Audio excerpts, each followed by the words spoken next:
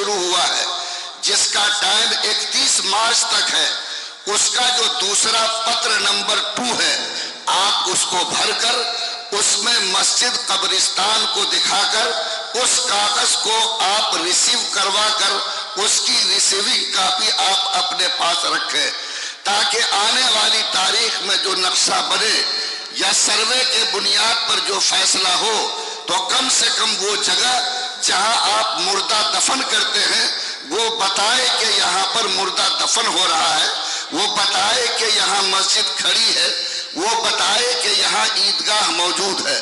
ورنہ جتنی ساری جگہوں کے بارے میں پوزیشن کو واضح نہیں کیا جائے گا، آنے والی تاریخ میں وہ جگہ بہار سرکار ہوگی اور اس مسجد اور قبرستان کے آنے والے دن کا کوئی ٹھکانہ نہیں ہوگا۔ اس لیے مسجد کے بارے میں 2 ضروری گزارش آپ سے۔ نمبر 1، تمام مساجد، مدارس، قبرستان اور عیدگاہ کے کاغذات کو دیکھ کر اگر اس کے کاغذات درست ہیں تو سبحان اللہ، اگر درست نہیں ہے تو اس کو درست کرانے، اور اگر رجسٹری نہیں ہے تو رجسٹری کرانے، اگر موٹیشن نہیں ہے تو موٹیشن کرانے کی کوشش کرے، اور اگر خدا نہ خواستہ کوئی کمزوری ہے تو ابھی سروے رپورٹ میں اس کو قبرستان عیدگاہ دکھا کر دوسرے نمبر کا پتر بھر کے اس کی ریسیونگ آپ حاصل کریں۔ مسجد کے بارے میں دوسری بات ذہن میں یہ رکھیں کہ اس ملک میں آپ ہی کو مسجد بچانا بھی ہے، آپ ہی کو مسجد بنانا بھی ہے، اور آپ ہی کو مسجد آباد رکھنا بھی ہے۔ کوئی ہاتھ آپ کی مسجد کو آباد کرنے، کوئی ہاتھ آپ کی مسجد کو بنانے، کوئی ہاتھ آپ کی مسجد کی حفاظت کے لیے نہیں آئے گا۔ ابھی سنبھل کی سرزمین پر جو حالات آئے وہ آپ سب کے آنکھوں کے سامنے ہے کہ ایک نہیں ڈبل سروے کر کے 24 گھنٹے کے اندر نوٹس پر عمل کر کے آج اس مسجد کے ساتھ جو صورتحال برپا کی گئی وہ تمام لوگوں کو سمجھانے کے لیے اور بیدار کرنے کے لیے کافی ہے۔ اس لیے آپ سب لوگ اس آبادی کی جو مسجد ہے جس کے لیے آپ حضرات نے چندے بھی دیے ہیں، لیکن میرا یقین ہے کہ اتنا سا چندہ کافی نہیں ہے۔ اگر اس آبادی کے لوگ آئندہ بھی آپ کے پاس جائیں یا ضرورت محسوس کریں تو آپ ایمانداری کے ساتھ یہ سوچ کر کہ میں اللہ کے گھر کے نام پر اللہ کے گھر کی تعمیر میں حصہ لیتا ہوں، اور جس دن میرا ہاتھ اس کی تعمیر کے لیے بڑھے گا میرا یقین ہے کہ میرے نبی نے جو خوشخبری دی ہے میں اپنی حیثیت کے مطابق دوں گا، اللہ اپنی شان کے مطابق میرے لیے جنت میں محل تعمیر کرے گا۔ مجھے امید ہے کہ آپ اس نقطۂ نظر سے اس پر غور کریں گے، اور مسجد بنانے کے ساتھ آج حالات ایسے ہیں کہ مسجد تو بنا لی شب بھر میں، ایما کے حرارت والوں نے من اپنا پرانا پاپی ہے برسوں میں نمازی بن نہ سکے۔ آج مسجدیں موجود ہیں، ٹائلس لگے ہوئے ہیں، سنگ مرمر ہیں، اور معلوم نہیں کس کس طرح سے مسجد کو سجایا جا رہا، لیکن مسجد کے فرش آج سجدوں کے نشان سے خالی ہیں۔ 90% مسلمان اور خاص طور پر 99% نوجوان آج مسجد کے در و دیوار سے دور ہے۔ یاد رکھیے، مسجد بنانا کمال نہیں، مسجد کو چمکانا کمال نہیں، مسجد کو بڑھانا کمال نہیں، بلکہ مسجد کو اپنے سجدوں سے آباد رکھنا یہ کمال کی بات ہے۔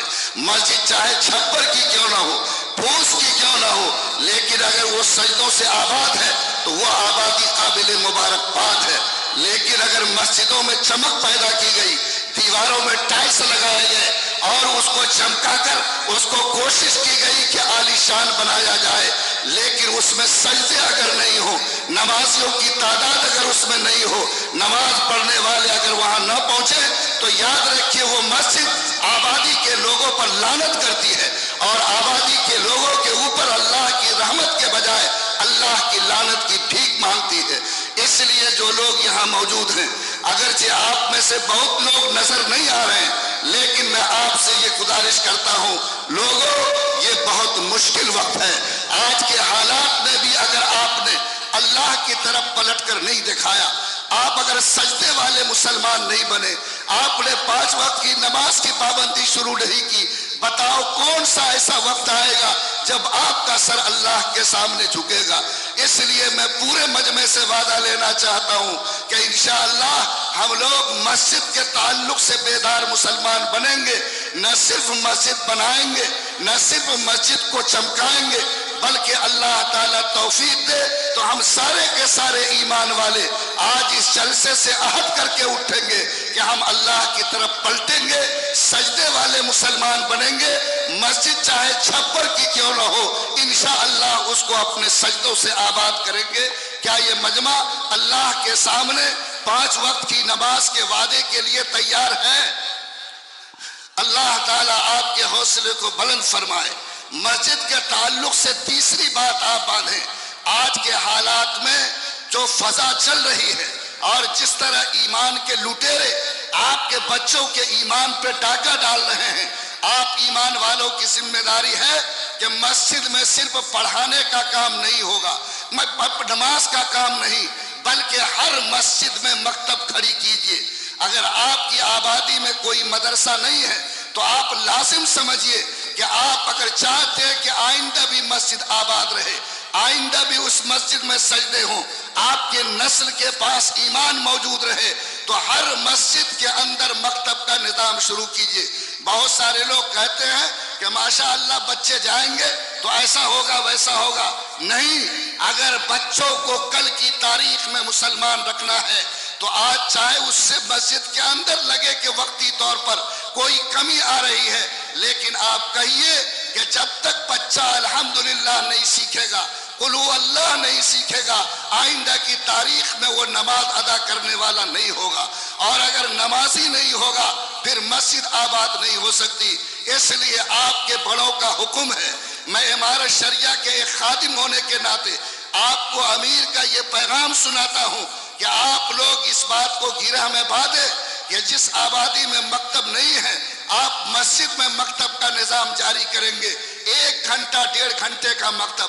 لوگ مجھ سے کہتے کہ ہمارے بچے اسکول جاتے ہیں، آپ بچے کو اسکول بھیجئے، لیکن اسکول 9 بجے سے شروع ہوتا اور دن 6 بجے نکلتا ہے۔ آپ 7 بجے سے لے کر 8 بجے تک کا مکتب اپنے مسجد میں چلائیے، اور اس مسجد کے نظام کو مضبوط کر کے آپ پوری آبادی کے بیٹا بیٹی کو 1 گھنٹہ مسجد میں بٹھا کر قرآن کی تعلیم دیجیے۔ آج افسوس کے ساتھ کہنا پڑتا کہ مسجد میں بھی ٹائلز لگتے ہیں، مسجد کے مینارے آسمان کو چھوتے ہیں، لیکن جب امام کی تنخواہ پوچھتے ہیں تو بولتا ہے کہ 6,000 7,000 روپیہ۔ کیا آج لنگڑا مزدور بھی 400 سے کم میں نہیں ملتا؟ وہ حافظ قرآن جو مصلی پر کھڑا ہے، وہ حافظ قرآن جو بچوں کو قرآن پڑھاتا، جو آپ کے نماز کی امامت کرتا، شرم کرو مسلمانوں، آج ایک لنگڑے مزدور سے تم نے اس کی کب قیمت لگائی ہے؟ یاد رکھو وہ قرآن کا محافظ ہے، مصلی کا پاسبان ہے، رسول اللہ کے مصلی کا وارث ہے۔ اگر آبادی کے مسلمان امام کا اکرام نہیں کریں گے، خاطر خواہ تنخواہ نہیں دیں گے، تو گویا اس نے مصلی رسول کی توہین کی، قرآن پاک کی عظمت کو نیچے گرایا۔ اس لیے آپ سے یہ گزارش ہے کہ آپ طے کریں کہ ہم لوگ جو مسلمان ہیں اور مسلمان ہونے کے ناطے آج مسجد کے لیے فکر مند ہیں، ہم لوگ مسجد کی آبادی کے لیے جو امام مصلی پر کھڑا کریں گے اس کی مناسب تنخواہ دیں گے، اس کو سماج میں عزت کی نظر سے دیکھا جائے گا۔ آج جو امام مصلی پر کھڑا ہوتا، جب تک مصلی پر ہے امام سمجھا جاتا، مصلی سے اترنے کے بعد پوری بستی کا غلام سمجھا جاتا۔ یاد رکھو یہ فکر غلط ہے، امام کی حیثیت کو امام رہنے دو، رسول کے مصلی کا وارث سمجھو، اس کا اکرام دل میں لاؤ۔ جب تک یہ قوم اپنے امام کا اکرام کرے گی، اللہ اس قوم کے اوپر بھی عزت کی چادر ڈالے گا۔ ہماری تو گزارش یہ ہے کہ آپ اپنے یہاں کی مسجدوں میں اس کی بھی گنجائش پیدا کریں کہ اس کے ایک کمرے میں لوگوں کی فلاح کا کام ہو، غریبوں کی مدد کا کام ہو، مجبوروں کی مدد کا کام ہو، بیوہ اور مسکینوں کی مدد کا کام ہو۔ مہینے میں 2 مہینے میں وہاں سے کچھ اس طرح کی مدد کا کام کیا جائے کہ لوگوں کو لگے کہ یہ مسلمانوں کی مسجد صرف نماز کے لیے نہیں بلکہ لوگوں کے معاملے کو حل کرنے کے لیے بھی، تعلیم کے لیے بھی، غریبوں کی مدد کے لیے بھی ہے۔ آج کی تاریخ میں ایک خطبے کے بارے میں کہا جاتا ہے کہ دنیا کا سب سے مختصر خطبہ ایک الجزائر کے عالم نے دیا تھا. وہ ممبر پر چڑھے اور جمعہ کے خطبے میں صرف اتنا کہا کہ ایک بھوکے کو کھانا کھلانا سینکڑوں مساجد کو تعمیر کرنے سے میرے نزدیک بہتر ہے. آپ کے گاؤں میں اگر سماج کی غریب کی بیٹیاں شادی کے لیے بیٹھی ہوئی ہے, کوئی مجبور مسلمان تعلیم کے لیے بیچارہ پریشان ہے, کوئی علاج کے لیے تڑپ رہا ہے, مسجد کے سسٹم میں اس کو داخل کیا جائے کہ اس کے ایک کمرے سے ایسے کمزوروں کی, غریبوں کی, بیواؤں کی مدد کی جائے گی. اگر یہ سلسلہ بھی شروع ہو تو یاد رکھو مسجد کا پیغام اور زیادہ وسیع ہوگا. بس میرے بھائیوں, مسجد کے تعلق سے یہ 2-3 باتیں مجھے کہنے تھی جو میں نے آپ کے کانوں تک پہنچا دی ہے. آج کے اس جلسے کا دوسرا موضوع ہے اصلاح معاشرہ. اصلاح معاشرے کے بارے میں آپ سے کیا کہوں. آج سماج کو جتنی تقریر سنائی جاتی, جتنا جلسہ کیا جاتا, اتنا ہی زیادہ سماج میں بگاڑ بڑھ رہا ہے. میرے پاس فون آیا ایک ایسے انسان کا جو مجھ سے تعلق رکھتا تھا. جمعہ کا دن ہے, 11:30 بجے کا وقت ہے. میں نے یہ سمجھا کہ یہ مسئلہ معلوم کرنا چاہتے ہیں جمعہ کے بارے میں, لیکن جب اس نے مجھے بات کہی میرے رونگٹے کھڑے ہو گئے. انہوں نے کہا کہ مفتی صاحب, میرا ایک بھتیجا ہے جو 2.5 سال سے کھاتا پیتا ہے. رات کو کچھ زیادہ کھا پی کے چلا آیا, بیوی سے جھگڑا کر لیا اور اپنی بیوی کو اس نے نشے میں 3 طلاق دے دیا ہے. مفتی صاحب, اس کی بیوی کی عمر 35 سال 32 سال ہے, اس کی گود میں 3 بچے ہیں. آپ بتائیے کہ اس کو پلٹانے کا راستہ کیا ہوگا. لوگوں, میں ڈنگرا کے قریب سے گزر رہا ہوں اور یہاں سے لے کر گلاب باغ کا منظر دیکھ رہا ہوں. صرف اس آبادی میں نہیں بلکہ آج افسوس یہ ہے کہ مسلمانوں کی آبادی میں 70% لوگ نشیڑی بن رہے ہیں. آج چاہے وہ نشے کی جون سی قسم استعمال کریں, لیکن ان کی زندگی نشے میں ڈوب رہی ہے.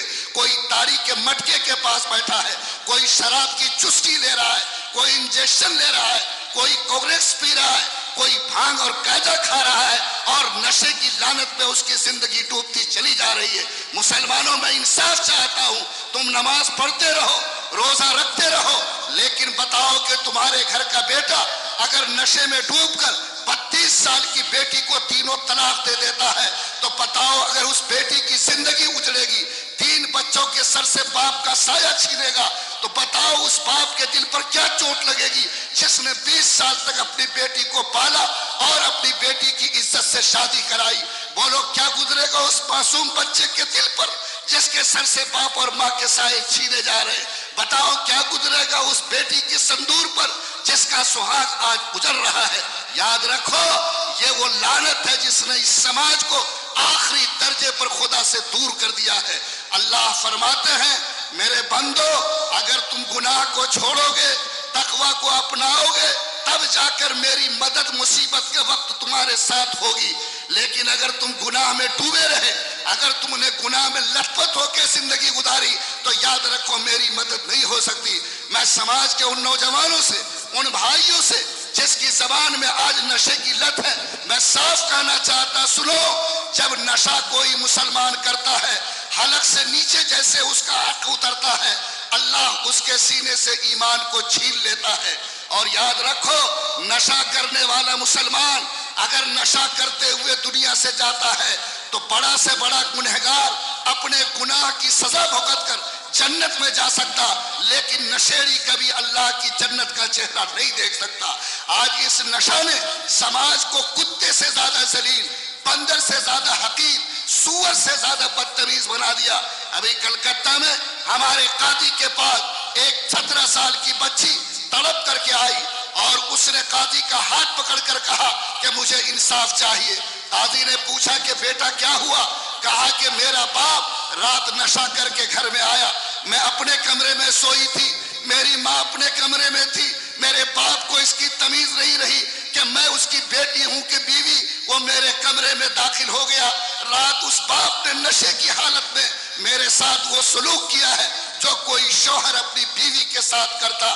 جس باپ کے خون سے میں پیدا ہوئی, اسی باپ نے رات میری عزت کو لوٹ لیا ہے. آپ بتائیے کہ اب میری زندگی کا کیا ہوگا, ماں کے نکاح کا کیا ہوگا؟ آپ بتاؤ, کیا ایک نشیڑی جب نشے میں ڈوب جاتا ہے تو بیٹی اور ماں کی تمیز اس کی نگاہ سے اڑ جاتی ہے، وہ جانور اور کتے سے زیادہ ذلیل ہوتا ہے، وہ اس کے اندر سے انسانیت مر چکی ہوتی ہے اور اس کی نظر میں انسانیت ختم ہو چکی ہوتی ہے۔ میں اس پورے مجمع کو خدا کو گواہ رکھ کر یہ کہنا چاہتا، مسلمانوں حالات ٹھیک نہیں ہے، پکڑو اپنے نوجوانوں کا ہاتھ، پکڑو اپنے بھائیوں کا ہاتھ۔ آج 70% طلاق صرف نشہ کی وجہ سے ہو رہی ہے، آج ایکسیڈنٹ نشہ کی وجہ سے ہو رہے، آج بدکاری نشہ کی وجہ سے ہو رہی، آج مرڈر نشہ کی وجہ سے ہو رہی۔ آج سرکار نے نشے پہ پابندی لگائی، لیکن اس کے باوجود وہ قوم جس کے گھر میں قرآن ہے، جس کے گھر میں نبی کی تعلیمات ہے، جس کی پیشانی پر لا الہ کا کلمہ ہے، آج وہ اپنی زبان کو نشے کی لعنت میں مبتلا کر کے آج پورے اسلام کو بدنام اور اپنی زندگی کو اللہ کے رحمت سے دور کر رہے ہیں۔ میں آپ سے بھیک مانگتا ہوں، آپ سے گزارش کرتا ہوں کہ اگر سچے مومن ہو، اللہ نے ایمان کی طاقت دی ہے اور آج چاہتے ہو کہ اللہ کی رحمت سے ہم دور نہ ہو، تو پورا مجمع قسم کھا کر کہے کہ انشاءاللہ کبھی وہ نشے کی لعنت میں مبتلا نہیں ہوگا۔ اللہ ہمیں اس کی توفیق عطا فرمائے۔ اٹھاؤ ہاتھ اور وعدہ کرو کہ انشاءاللہ کبھی ہم اپنے گھر میں لعنت نشے کی بدبو آنے نہیں دیں گے۔ آج صورتحال یہاں تک خراب ہو گئے کہ ہمارے یہاں جو شادی بیاہ کا رواج ہے وہ فضولیات سے بھر گئے، اور ایسی فضولیات ہو رہی ہے کہ آج یہ مسلمان تہجد گزار بھی ہے، جماعت میں چلہ بھی لگایا، لیکن باراتی کی گاڑی پر بیٹھ کر آج بیٹی والے کے دروازے پر جا کر لوٹ مچانے میں اس کو بھی شرم نہیں آتی۔ بڑے سے بڑے دیندار، بڑے سے بڑے امام اور عالم آج باراتی کے نام پر سماج میں وہ تباہی مچا رہے ہیں جس کی وجہ سے شادیاں مہنگی ہو گئی، غریب کی بیٹی بستر پہ تڑپ رہی ہے، آج وہ ماں کے سائے میں بیچاری زندگی کی آخری سانس لے رہی ہے، پنکھے میں لٹک کے جان دے رہی ہے، پیٹرول چھڑک کے آگ لگا رہی ہے، گناہ کے دلدل میں کود رہی ہے۔ آج لاکھوں تمہاری بیٹیاں آج نکاح کے مشکل ہونے کی وجہ سے آج وہ ارتداد کے راستے پر کھڑی ہو گئی۔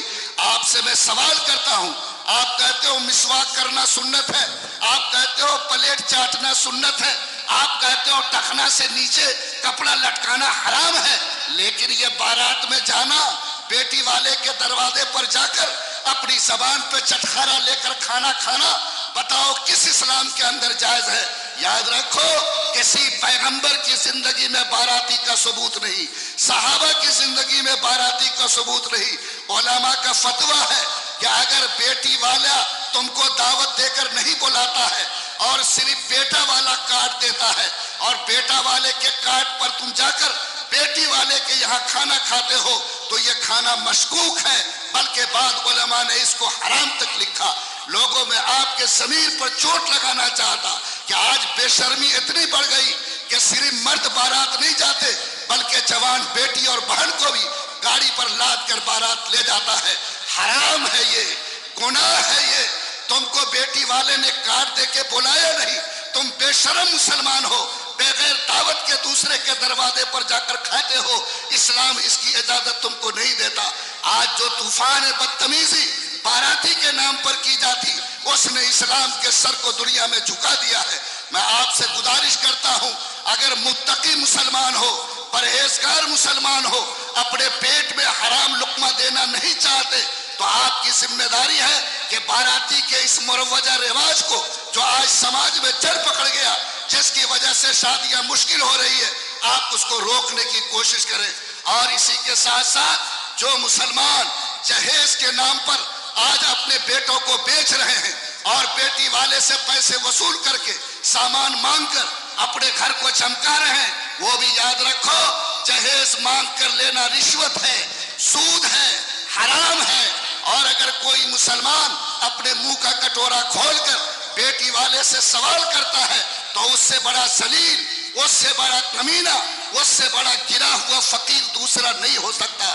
اللہ تعالیٰ نے آپ کو ضمیر دیا، آپ خدا کے نام پر نیت کرو کہ نبی نے مجھے کہا اعلنوا ھذا النکاح وجعلوه فی المساجد، نکاح اعلان کر کے کرو، نکاح کے عمل کو مسجد میں انجام دو اور اس نکاح کو سادہ بناؤ۔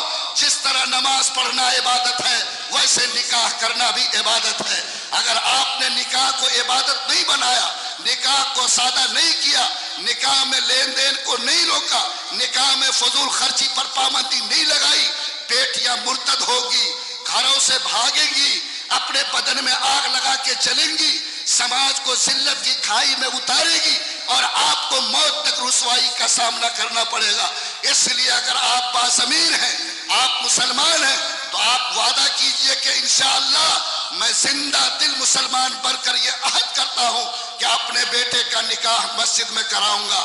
آپ کو اللہ نے کھانے پینے سے منع نہیں کیا، لیکن کھانا ولیمہ کے نام پر ہوگا، کھانا ولیمہ کے نام پر ہوگا، اور ولیمہ کے نام پر بیٹا والے کے یہاں کھایا جائے گا، بیٹی والے کے یہاں جا کر گلچھرہ اڑانے کی اجازت اسلام نے آپ کو نہیں دی ہے۔ آج کھانے میں یہ قوم اتنا گر گئی کہ آج صورتحال یہ ہے کہ جنازے کی خبر ملتی ہے تو جس کے گھر میں میت ہوئی، میت کے کفن کے ساتھ اس مسلمان کے پیٹ کے لیے گوشت اور چاول کا انتظام کرتا، دسترخوان سجاتا۔ مجھے یاد ہے، میں اسی ڈنگرا کے قریب کے ایک آبادی کو جانتا ہوں، ایک بڑے مسلمان کو جانتا ہوں، ان کے بھائی یا چچا کا انتقال ہوا، رات انہوں نے 10:30 بجے ایک مدرسے میں فون کیا کہ مولانا فیض حادثہ ہو گیا ہے، معاملہ کفن کا تو حل ہو جائے گا لیکن بھوج کا معاملہ کیسے حل ہوگا؟ اور آج یہ بے ضمیر مسلمان جنازہ پڑا ہے، گوشت اور بھات اڑا کر کے اپنے پیٹ میں وہ سکون دیتا ہے کہ لگتا ہے کہ یہ کسی جنازے میں نہیں بلکہ شادی میں آیا۔ خبردار، اس بھوج کا کہیں شریعت میں رواج نہیں ہے، ثبوت نہیں ہے۔ آپ کی ذمہ داری ہے کہ جس آبادی میں جنازہ ہو، گاؤں کے لوگ اگر اپنے طرف سے انتظام کریں کھانے پینے کا تو ٹھیک، ورنہ جنازے میں کب میں شریک ہونے کے لیے جاؤ، وہاں جا کر گوشت بھات اڑانے، دعوت کھانے کی نیت کو خبردار کبھی مت اپناؤ۔ اسلام اس کی اجازت نہیں دیتا، ایمان اس کی اجازت نہیں دیتا، آپ کو ایمان کی طرف سے کبھی اس کی گنجائش نظر نہیں آتی ہے۔ آج حالات اتنے بدتر ہو گئے کہ ہماری مائیں بھی جلسہ سننے آئی ہیں، آپ بھی آئے ہیں، لیکن ایمان والوں بتاؤ کیا جلسہ سنتے ہوئے بھی پردہ داری کا خیال ضروری ہے یا نہیں ہے؟ لیکن یہاں دیکھو جلسوں میں ریل پیل کا ماحول ہے، جیسے پنڈال کا انتظام ہوتا ویسے میلے کا انتظام ہوتا، جتنے لوگ جلسے گاہ میں رہتے اس سے 2 گنا زیادہ پنڈال میں رہتے۔ ایک دن کے جلسے میں بولو آج جھنجھنا کے دکان کے لگانے کی کیا ضرورت ہے؟ آج اس بازار اور منڈی کو سجانے کی کیا ضرورت ہے؟ آپ نے اصلاح کے نام پر جلسہ کیا، خرافات مچے ہیں، جا کر کے منظر دیکھو، ضمیر روتا ہے کہ یہ قوم جس نے اصلاح کے نام پر جلسہ کیا، میلہ سجا کر اس نے کون سی طوفان بدتمیزی برپا کی ہے۔ میں آپ سے بھیک مانگتا ہوں، گزارش کرتا ہوں، اجتماعات ہوتے ہیں، تبلیغی جماعتیں بڑے بڑے پروگرام کرتی ہے، کہیں پر بھی کوئی اس طرح کی منڈی نہیں لگتی۔ عورتوں کے تعلق سے ہمارے علماء نے صاف کہا کہ جلسہ اگر ایک دن کا ہے تو صبح 10 بجے سے لے کر 1 بجے تک خواتین کا اجتماع رکھو اور ان کو کہو کہ آئے، سکون سے باتیں سنیں اور اپنے گھر کو واپس چلی جائیں، اور مغرب کے بعد جو جلسہ شروع ہو اس میں خبردار ان کے آنے پہ پابندی لگاؤ، اور صرف مردوں کے جلسے ہوں گے تاکہ مرد سکون کے ساتھ بیٹھ کر کے جلسہ سن سکے اور وہ جلسہ کا صحیح پیغام لے کے گھر جا سکے۔ اس لیے میں جلسہ کے منتظمین سے گزارش کرتا ہوں کہ آئندہ جب آپ جلسہ کریں تو بلا شبہ جلسہ کریں، خواتین کے لیے الگ انتظام کریں، مردوں کے لیے الگ سیشن رکھیں، تاکہ یہ جو میلے کا ماحول ہے، یہ بے پردگی کا ماحول ہے، یہ جلسے میں آ کر انسان بد نظری اور گناہ کا شکار ہوتا اور جلسے میں اصلاح کا پیغام کے بجائے آج دوسرا پیغام ذہن میں جاتا، ایسے حالات سے یہ ملت اور یہ سماج محفوظ رہ سکے۔ لوگوں، آج یہ جو پلاسٹک کا ڈبہ موبائل ہے اس نے سماج میں کوہرام مچا کر رکھ دیا ہے، اور اس موبائل کی وجہ سے بدکاری کا دروازہ کھل گیا۔ میں اپنے نوجوانوں سے کہتا ہوں، یاد رکھو تمہیں اللہ کے سامنے حاضر ہونا ہے، اپنی زندگی کا حساب دینا ہے۔ یہ پلاسٹک کا ڈبہ موبائل یہ آگ ہے، آگ۔ یاد رکھو آگ کا اگر صحیح استعمال کرو گے کھانا بن جائے گا، تمہارے بدن میں جاڑے میں گرمی ملے گی، لیکن غلط استعمال ہوگا تمہارا گھر جل کے راکھ ہو جائے گا۔ آج ہمارا نوجوان اس موبائل کی وجہ سے فتنے میں مبتلا ہے۔ آج باپ گھر سے نکلتا ہے، اس کی بیٹی کے ساتھ موبائل کی وجہ سے بدکاری ہوتی ہے۔ آج بے شرم مسلمان اپنی جوان بیویوں کو اسکرین ٹچ موبائل دیے ہوا ہے۔ 1 घंटा اس سے بات ہوتی اور گھنٹوں دوسرے سے موبائل کے اسکرین پہ باتیں ہوتی ہے۔ آج اس موبائل کی وجہ سے سماج میں بدکاریوں کا دروازہ بڑھ گیا۔ مسلمانوں، میں خدا کو گواہ بنا کر آپ سے کہتا ہوں، آپ ایمانداری سے بتاؤ، کیا بدکاری مسلمان کے لیے جائز ہے؟ کیا کسی کی بیٹی کی عزت پر ہاتھ ڈالنا، کسی کی بیوی کی عزت پر ہاتھ ڈالنا، کیا اسلام آپ کو کبھی اس کی اجازت دیتا؟ یہ زنا وہ گناہ ہے کہ فرمایا قرآن میں کہ اگر غیر شادی شدہ انسان کسی کی عزت پہ ہاتھ ڈالے تو یاد رکھو وہ اس لائق ہے کہ اس کو پتھر مار کر ہلاک کر دیا جائے اور کوڑے لگائے جائے، اور اگر شادی شدہ مسلمان یہ عمل کرے تو اس کو چوراہے پر پتھر مار کر ہلاک کر دیا جائے۔ آج یہ شرمندگی، آج گناہ کا یہ احساس ہمارے سماج سے مٹ چکا، زنا سستا ہو چکا، اور حالات اور مشکل نے موبائل کی وجہ سے اس کو اور آسان کر دیا۔ قربان جاؤ ہمارے آقا پر، ہمارے آقا بیٹھے ہیں، ایک 25 سال کا نوجوان آتا ہے، نبی سے کہتا ہے اے نبی میں آپ سے ایک گناہ کی اجازت مانگتا ہوں۔ نبی نے فرمایا کون سا گناہ؟ کہا کہ مجھے بدکاری کی عادت ہے، میں اس کو نہیں چھوڑ سکتا، میں روزہ نماز ساری عبادت کروں گا۔ نبی نے فرمایا ادنو منی، میرے قریب آؤ۔ جب وہ نزدیک آیا آپ نے اپنا ہاتھ اس کے سینے پر رکھا، کہا کہ بیٹا ایک سوال کا جواب دو۔ بولا کیا سوال؟ کہا کہ ایک عورت تمہارے سامنے آئے جو سر سے لے کر پیر تک پردے میں ہو، تم اس کی عزت کو لوٹنا چاہو لیکن چہرہ کھولے تو تمہاری ماں ہو، تو بتاؤ تمہارے دل کی آواز کیا ہوگی؟ وہ نوجوان تڑپ گیا، کہا اللہ کے پیغمبر میں کبھی اس کی عزت نہیں لوٹ سکتا۔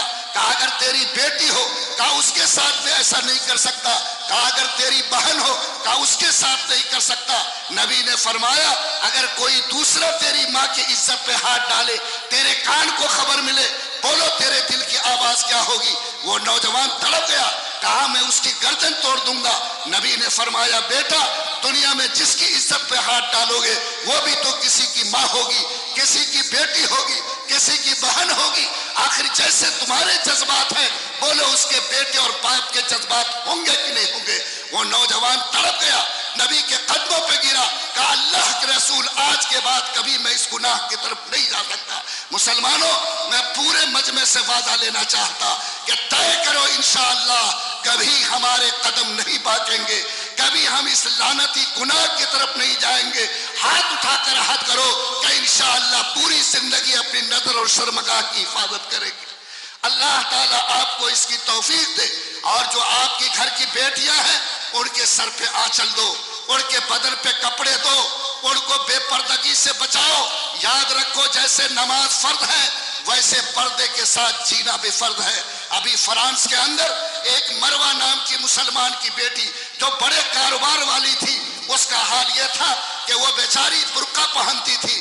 عیسائیوں نے اس کے اوپر انگلی اٹھائی، اس کو روکا لیکن وہ نہیں مانی، اس کے خلاف عدالت میں مقدمہ کر دیا۔ عدالت کے اندر جج نے اس کو بلایا، مروہ جج کے سامنے کھڑی ہو گئی۔ جج نے کہا کہ مروہ تم کو یا تو پردہ لینا ہے، برقع لینا ہے، یا فرانس میں رہنا ہے، دو میں سے ایک فیصلہ کرو۔ قربان جاؤ اس ایمان والی بیٹی پر، یہ ڈٹ گئی، کہا کہ جج صاحب میں اس برقعے کو، میں اپنے دوپٹے کو نہ صرف یہ کہ میں اپنے لیے پردہ سمجھتی ہوں بلکہ ایمان کا حصہ سمجھتی ہوں۔ جج صاحب سن لیجئے، میں 100 مرتبہ فرانس کو چھوڑ سکتی لیکن اپنے سر کے دوپٹے کو اتارنا قبول نہیں کر سکتی۔ ایک عیسائی نوجوان کو غصہ آیا، اس نے ریوالور نکالا اور مروہ کے سینے میں گولی اتار دیا۔ مروہ زمین پر گری لیکن اس کے بدن سے نکلنے والے خون نے قیامت تک کے مسلمانوں کو پیغام دیا کہ ایک سچی اور وفادار اسلام کی بیٹی، ایک مسلمان کے گھر کی سپوت، اگر وہ نیت کرتی ہے کہ اسے اسلام کے پردے کو سنبھالنا ہے تو وہ اپنی جان دے سکتی ہے لیکن اپنے پردے کو کھونے کے لیے تیار نہیں ہو سکتی۔ آپ سے بھی میری گزارش ہے کہ شیطان طاق میں ہے، پردے کے نظام کو مضبوط بناؤ، باغیرت مرد بنو، باحیا مرد بنو، باضمیر مرد بنو۔ کبھی اپنی بیوی بہو بیٹی کو اس حال میں مت جانے دو کہ دنیا دیکھ کر شرم محسوس کرے، بلکہ جب وہ گھر سے نکلے تو اس شان سے نکلے کہ دنیا دیکھ کر کہے کہ یہ کسی مسلمان باپ کی بیٹی ہے۔ لوگوں، آج ماں باپ کے ساتھ جو بدسلوکی ہے اس کو بھی دیکھ کے دل روتا، میں چونکہ کئی علماء باقی ہیں ان کی تقریر آپ کو سننی ہے، میں یہ آخری بات اصلاح معاشرہ کے غرض سے آپ سے کہہ کے رخصت ہونا چاہتا کہ ماں باپ اللہ کی عظیم ترین نعمت ہے، لیکن آج جب جوان کو دوپٹے کی خوشبو لگتی ہے، بیوی گھر میں آتی، تو آج اس بوڑھے ماں باپ کی زندگی اچیرن بن جاتی۔ خبردار نوجوانوں سن لو، جس کو بھی اللہ نے بوڑھا ماں باپ دیا اس سے بڑھ کر تمہاری زندگی میں نعمت نہیں ہو سکتی۔ یہ باپ تمہارے لیے جنت کا دروازہ اور اسی ماں کے قدم کے نیچے تمہاری جنت ہے۔ جو بے ضمیر بے غیرت بیٹا اپنے ماں کے دل کو دکھائے گا، اپنے باپ کے آنکھ میں آنسو لائے گا، کان کھول کر سنو، اگر 5 منزلہ مکان بھی بنا لو، 50 بیگھہ زمین بھی خرید لو، لیکن اگر تمہاری ماں دکھی ہے، تمہارا باپ ناراض ہے، تو کبھی تم کو عزت کی موت نصیب نہیں ہو سکتی۔ اور اگر کسی کے ماں خوش ہے، باپ خوش ہے، تو قیامت کے دن وہ بیٹا خدا کی قسم اللہ کی جنت میں جائے گا، اور وہ ماں اور باپ اس کو اپنے ساتھ اللہ کی جنت میں ضرور لے جائیں گے۔ اس لیے مسلمانوں، آپ سے گزارش یہ ہے کہ میرے آقا نے فرمایا کہ ماں باپ سے محبت کرو، اتنی محبت کرو کہ اگر کوئی مسلمان بیٹا اگر صبح اٹھتا ہے اور ایک مرتبہ ماں باپ کو محبت کی نظر سے دیکھتا ہے تو اللہ ایک مقبول حج کا ثواب اس کو عطا فرماتا ہے۔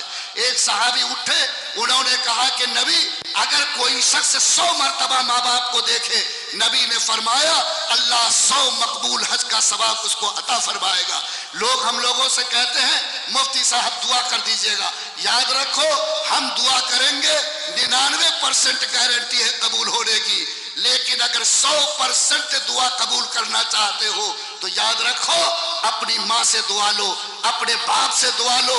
جب ماں کا ہاتھ، باپ کا ہاتھ بچے کے حق میں خدا کے سامنے اٹھ جاتا ہے، نبی نے گارنٹی دی کہ 100% یقین ہے کہ اس کی دعا قبول ہو کر رہتی ہے۔ آج جو لوگ اپنی ماں کو رلاتے ہو، یاد رکھو یہ وہ ماں ہے جس نے 9 مہینے تمہارے بوجھ کو پیٹ میں ڈھویا ہے، اپنے جسم کے خون کو دودھ بنا کر پلایا، ٹھنڈک کی رات میں وہ پیشاب پر سوئی اور تم کو پیشاب سے بچایا ہے۔ اس لیے میں پورے مجمع سے یہ وعدہ لینا چاہتا ہوں کہ آپ طے کریں کہ جس کو بھی ماں باپ کا سایہ ملا انشاءاللہ کبھی زندگی میں ماں کے آنکھ میں آنسو، باپ کا دل ٹوٹتا ہوا نہیں دیکھیں گے، بلکہ سب سے پہلے وہ بھوکا سونا پسند کرے گا، لیکن خدا کی قسم اپنے ماں باپ کو بھوکا دیکھنا پسند نہیں کرے گا۔ ہاتھ اٹھا کر کہو کہ انشاءاللہ ہم ماں باپ کی خدمت کریں گے۔ اللہ تعالیٰ توفیق دے۔ بس میرے بھائیوں، اصلاح معاشرہ کے تعلق سے یہ چند باتیں کہ ہم سب لوگ نشے کی لعنت سے سماج کو پاک کریں، نکاح میں جو فضول خرچی ہے، لین دین کے نام پر جو ظلم ہے، اس دروازے کو ہم لوگ بند کریں۔ ہم طے کریں کہ ہمارے یہاں جو لوگ ہیں وہ سماج کے اندر باحیا بنیں گے، زناکاری بدکاری کا دروازہ بند ہوگا، موبائل پہ کنٹرول ہوں گے، ہماری جو بیٹیاں بہو ہیں ان کے سروں پہ آنچل اور پردے کا اہتمام ہوگا، ہمارے گھروں میں جو ماں باپ کا سایہ ہے انشاءاللہ اس کی خدمت کر کے ہم جنت کے حقدار بنیں گے۔ لوگوں اگر اس مجلس میں ان چند گناہوں کو بھی آپ نے دھو دیا تو اللہ کا وعدہ ہے جو گناہ سے پاک ہوگا، گناہ سے اپنے کو دور کر لے گا، اللہ 2 وعدہ کرتے ہیں کہ دنیا میں کبھی ہم اس کو بے سہارا نہیں چھوڑیں گے، اور اللہ فرماتا ہے کہ کبھی اس بندے کو ہم بھوکا سونے نہیں دیں گے۔ آج یقین کے ساتھ اس مجلس کو توبہ کی مجلس بنا دو، طے کرو کہ اللہ جو گناہ ہو گیا اس کو اپنے کرم سے معاف کر دے۔ اللہ سانس ٹوٹ جائے گی، گناہ کے ساتھ جائیں گے، جہنم ٹھکانا ہوگا، پوری دنیا کی زندگی گزر جائے گی۔ اے اللہ اس دنیا کو بھی سجا دے، آخرت کو بھی سجا دے۔ اے اللہ میں جانتا ہوں گناہ میں سکون نہیں ہے، گناہ میں عزت نہیں ہے، گناہ میں چین نہیں ہے۔ اللہ نے نیکی میں طاقت رکھی ہے، اللہ نے نیکی میں رحمت رکھی ہے، اللہ نے نیکی میں برکت رکھی ہے۔ اس لیے سارے کے سارے مسلمان آج کی رات کو توبہ کی رات بناؤ، رب کے سامنے جھکو، اس آخری پہر میں خدا سے توبہ کر کے آج اس مجمع میں قسم کھا کے جاؤ کہ انشاءاللہ تقوی کو سنبھالیں گے، گناہ سے بچیں گے۔ لوگ کہتے کہ گناہ سے کیسے بچیں گے؟ ہم کہتے کہ موٹر سائیکل بریک سے رکتی ہے، گاڑی بریک سے کنٹرول ہوتی، تم بھی بریک لگاؤ۔ کون سا بریک؟ اللہ کے ڈر کا بریک۔ حضرت یوسف زلیخا کے پنجے کے نیچے ہیں اور کمرے میں بند ہیں، زلیخا جیسی خوبصورت عورت کہتی ہے کہ آؤ یوسف ہے تلک میرے ساتھ گناہ کرو. حضرت یوسف فرماتے ہیں کہ میں گناہ کرتا تو کوئی دیکھ نہیں سکتا تھا, کوئی روک نہیں سکتا تھا, لیکن اچانک دل سے آواز آئی, اے یوسف اس بند کمرے میں کوئی دیکھے یا نہ دیکھے اللہ دیکھ رہا ہے. لوگوں یہ وہ بریک ہے کہ اگر تم لگا لوگے انشاءاللہ کبھی انکنٹرول نہیں ہوگے. گناہ لپکے, گناہ تمہاری طرف اگر دوڑے, کوئی گناہ تم کو دعوت دے, یوسف کی طرح اگر کوئی پکارے کہ آؤ میرے ساتھ گناہ کرو, رات کا سناٹا ہو, دن کا اجالا ہو, کھیت ہو کھلیان ہو, بازار ہو پارک ہو, ایک آواز تمہارے دل سے نکلے, کوئی دیکھے یا نہ دیکھے اللہ دیکھ رہا ہے. جس دن یہ احساس پیدا ہوگا, یہ بریک لگاؤ گے, انشاءاللہ خدا تعالیٰ تمہارے لیے گناہ سے رکنا آسان کر دے گا. بس مجھے امید ہے کہ آپ مسجد کے تعلق سے بیدار ہوں گے, مسجد بنانے کا بھی کام کریں گے, مسجد کی حفاظت بھی کریں گے, کاغذات کو درست بھی کریں گے, مسجد کو سجدوں سے آباد بھی کریں گے. اور آج جو سماج میں طرح طرح کے گناہ پنپ رہے ہیں, آپ سب سے پہلے اپنی ذات سے, اپنے گھر سے ان گناہوں کو مٹانے کی کوشش کریں گے. جس دن آپ کا ہاتھ, آپ کا عمل ان گناہوں کو مٹانے کے لیے تیار ہو جائے گا, خدا کی قسم ہندوستان میں چاہے کوئی ظالم کتنا بڑا کیوں نہ ہو, فرعون سے بڑا ظالم نہیں ہو سکتا. اللہ تعالیٰ نے فرعون کے مقابلے میں اپنے نیک بندہ موسیٰ کی مدد کر کے دکھایا, دریا کے سینے کو چیر کر راستہ نکالا, ابراہیم کے لیے نمرود کی آگ کو پھول بنایا, یونس کو مچھلی کے پیٹ میں زندہ رکھا, نبی کو مکڑی کے جالے کے ذریعے بچا کر دکھایا. ہم بھی مایوس نہیں ہیں, حالات پریشان کن ہیں, مایوس کن نہیں ہے. ہمت کرو, کردار کو درست کرو, اعمال کو درست کرو, اللہ کی طرف پلٹو. خدا کی قسم اللہ کی مدد تمہارے گھروں میں اترنے کے لیے بے چین ہے. میں جلسے کے منتظمین کا شکریہ ادا کرتا کہ انہوں نے مجھے اس قابل سمجھا کہ آج کے جلسے میں کچھ کہنے کا موقع دے, اور آپ بھائیوں کا بھی شکریہ کہ آپ نے اتنے دن سکون سے بیٹھ کر میری باتوں کو سنا. میں اللہ سے دعا کرتا ہوں کہ اللہ تعالیٰ ہمیں بھی گناہ سے بچ کر چلنے کی توفیق عطا فرمائے, آپ سب کے لیے بھی گناہ سے بچنا آسان فرمائے. ربنا تقبل منا انك انت السميع العليم وتب علينا يا مولانا انك انت التواب الرحيم.